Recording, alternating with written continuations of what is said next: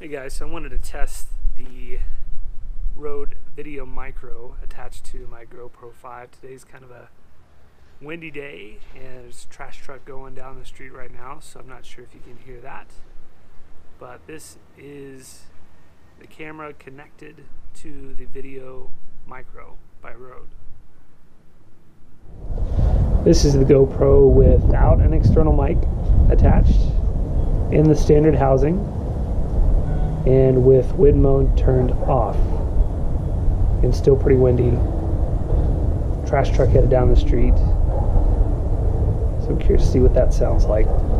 And this is the GoPro 5 without an external mic connected to the standard housing that comes with the camera. There's also a jet flying overhead right now, so I'm not sure if you can hear that and the wind, but I got two things working against the built-in microphone there. This is the GoPro with the VideoMicro mic attached, but this time without the windscreen. Still pretty windy. There's a trash truck right behind us on the street behind us. I'm not sure if you can hear that, but once again, VideoMicro with a little wind.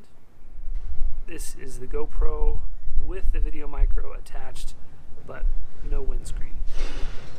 Again, this is the built-in mic, the GoPro 5.